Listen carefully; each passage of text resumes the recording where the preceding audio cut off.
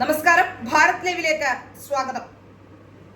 Hema committee report വന്നതിന് തൊട്ടു പിന്നാലെ നിരവധി യുവതികളാണ് തങ്ങളെ സിനിമാ സംവിധായകരും നടന്മാരും ചലച്ചിത്ര അക്കാദമി ചെയർമാനും ഒക്കെ പീഡിപ്പിച്ചു എന്ന് പറഞ്ഞുകൊണ്ട് രംഗത്ത് വന്നത്. ഇതിൽ ചലച്ചിത്ര അക്കാദമി ചെയർമാനും MLA ആയ മുകേഷും അടക്കമുള്ളവരുണ്ടായിരുന്നു എന്നുള്ളത് ജനങ്ങളേവരും കണ്ടതാണ്. അതിനു പിന്നാലെ കുറേയധികം പേർ വിവിധ സംവിധായകരെ ചേർത്തുകൊണ്ട് വിവിധ സംവിധായകർ തങ്ങളെ പീഡിപ്പിച്ചു എന്ന് പറഞ്ഞുകൊണ്ട് രംഗത്ത് വന്നു. സംസ്ഥാന തലത്തിൽ അവാർഡ് നേടുകയും സംസ്ഥാന ചലച്ചിത്ര ജൂറിയിലടക്കം അംഗമായിരുന്ന സജിൻ ബാബുവിനെതിരെ പോലും പീഡന പരാതി ഉണ്ടായി. ഇത്തരത്തിലുള്ള നിരവധി പീഡന പരാതികൾ കേസുകളായും ചിലത് ആരോപണങ്ങളായും മാത്രം രംഗത്ത് വരികയും ചെയ്തു. എന്നാൽ ഏറ്റവും ശ്രദ്ധേയമായത് 2 ആരോപണങ്ങളാണ്. അതിലേറ്റവും പ്രധാനപ്പെട്ടത് റീമ കല്ലിങ്കലും ആഷിഖ് അബുവുമായി ബന്ധപ്പെട്ടുയർന്ന ലഹരി വിവാദവും സ്ത്രീപീഡന വിവാദവും ഒക്കെ ആയിരുന്നു. നിരവധി സ്ത്രീകളെ വീട്ടിൽ ലഹരി പാർട്ടി നടത്തിക്കൊണ്ടും അതുപോലെ തന്നെ നിരവധി സ്ത്രീകളെ ചൂഷണം ചെയ്തിരുന്നു എന്നും ശാരീരികമായി ചൂഷണം ചെയ്തിരുന്നു എന്നുള്ള വിവരങ്ങൾ പുറത്തു വന്നു.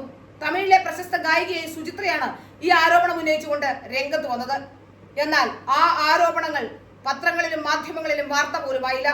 WCCയുടെ സ്ഥാപക നേതാക്കളിൽ ഒരാളായ രേവതിക്കെതിരെ ഉയർന്ന ആരോപണവും ചർച്ച ചെയ്യപ്പെടാതെ പോയി. ഈ ആരോപണങ്ങൾ WCCയെ വലയ്ക്കുമ്പോഴാണ് നിവിൻ പോളിയുമായി ബന്ധപ്പെട്ടുള്ള ഒരു കേസ് ഉണ്ടാകുന്നത്. ഒരു സ്ത്രീ നിവിൻ പോളി തന്നെ പീഡിപ്പിക്കാൻ ശ്രമിച്ചു എന്ന് പരാതി നൽകി. എന്നാൽ പരാതി നൽകി 2 മണിക്കൂറിനകം മാധ്യമങ്ങൾക്ക് മുന്നിലേക്ക് നിവിൻ പോളി എത്തി. മറ്റാരും കാണിക്കാതിരുന്ന ധൈര്യം നിവിൻ പോളി ഈ വിഷയത്തിൽ പുലർത്തി. തനിക്ക് ഇതിൽ യാതൊരു പങ്കുമില്ലെന്നും ഇങ്ങനെ ഒരു പരാതിക്കാരിയെ അറിയില്ല എന്നും പറഞ്ഞു. 2 മാസങ്ങൾക്ക് മുമ്പും ഇത്തരത്തിലൊരു പരാതി വന്നിരുന്നുവെന്നും അതിൽ കഴമ്പില്ല എന്ന് കരുതി പോലീസ് ഉപേക്ഷിച്ചതാണെന്നും തിരിച്ച് കേസ് കൊടുക്കാൻ തുനിഞ്ഞ് തന്നോട് അതിന്റെ ആവശ്യമില്ല, അത് അവർക്ക് പബ്ലിസിറ്റി ഉണ്ടാക്കി കൊടുക്കുമെന്നും പോലീസ് പറഞ്ഞതുകൊണ്ടാണ് താൻ പിന്മാറിയതെന്നും നിവിൻ പോളി വിശദീകരിച്ചു. അതിന് പിന്നാലെ ഇന്നലെ വിനീത് ശ്രീനിവാസന്റെയും അരുൺ എന്ന് പറയുന്ന സംവിധായകന്റെയും ഒക്കെ വിശദീകരണവും എത്തി. അവർ വ്യക്തമായി പറയുന്നത് പീഡിപ്പിച്ചു എന്ന് പരാതിക്കാരി പറയുന്ന ദിവസങ്ങളിൽ ദുബായിലായിരുന്നില്ല എന്നും നിവിൻ പോളി തങ്ങളോടൊപ്പം ഷൂട്ടിംഗ് സെറ്റുകളിൽ ഉണ്ടായിരുന്നു എന്നുമാണ്. നിവിൻ പോളിയെ കൊടുക്കാൻ ആരാണ് ഇത്തരത്തിലുള്ള ഒരു കഥ ചമച്ചത്? നിവിൻ പോളി എന്തുകൊണ്ടാണ് ഇപ്പോൾ ഇങ്ങനെ വേട്ടയാടപ്പെടുന്നത്? നിവിൻ പോളിക്ക് നമുക്കറിയാം സിനിമയിൽ മറ്റാരുമില്ലാതെ വന്ന ഒരു നടനാണ്. അതുകൊണ്ട് തന്നെ നിവിൻ പോളിയെ സംബന്ധിച്ചിടത്തോളം അദ്ദേഹത്തിന്റെ വരവും വലിയ ബുദ്ധിമുട്ടുകൾ നിറഞ്ഞു തന്നെ ആയിരിക്കണം.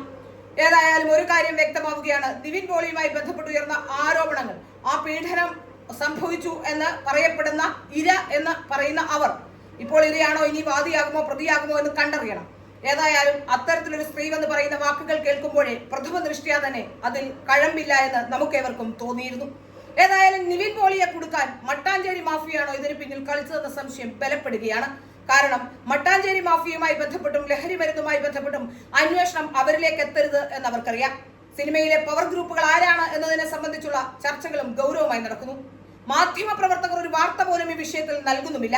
മട്ടാഞ്ചേരി മാഫിയയും രേവതിയെയും ഒക്കെ സംരക്ഷിക്കുന്ന കേരളത്തിലെ മാധ്യമങ്ങളും കേരളത്തിലെ സർക്കാരും ഒക്കെ നിവിൻ പോളിയുടെ വിഷയം വന്നപ്പോൾ ഒരക്ഷരം ഉരിയാടാതെ വാർത്ത കൊടുക്കുകയും ചെയ്തു. ആരാണ് നിവിൻ പോളിയെ ഈ വിഷയത്തിലേക്ക് വലിച്ചിഴച്ചത്? എന്തായിരുന്നു അതിന്റെ പിന്നിലെ ഉദ്ദേശം? 2 മാസം മുമ്പ് ഒന്നുമില്ല എന്ന് പറഞ്ഞ പരാതി വീണ്ടും തപ്പിയെടുത്തുകൊണ്ട് മയക്കുമരുന്നും ലഹരിയുമായി ബന്ധപ്പെട്ട അന്വേഷണങ്ങളിലേക്ക് കടക്കുന്ന ഒരു സ്ഥിതി എത്തിയപ്പോൾ എന്തുകൊണ്ടാണ് നിവിൻ പോളിയെ ഇതിന്റെ മുന്നിലേക്ക് എത്തിച്ചത്? ഇതൊക്കെ ചർച്ച ചെയ്യപ്പെടേണ്ട വിഷയങ്ങൾ തന്നെയാണ്. ഏതായാലും മട്ടാഞ്ചേരി മാഫിയ ഇതിന്റെ പിന്നിൽ കളിക്കുന്നുണ്ടോ എന്ന ആരോപണങ്ങൾ ഉയരുന്നുണ്ട്. അത് അന്വേഷിക്കേണ്ടത് പോലീസാണ്. പോലീസിനെയും മാധ്യമങ്ങളെയും സർക്കാരിനെയും ഒക്കെ വിലക്കെടുത്ത സ്ഥിതിക്ക് എന്താവും ഇനി അന്വേഷണമെന്ന് കണ്ടറിയുക തന്നെ വേണം.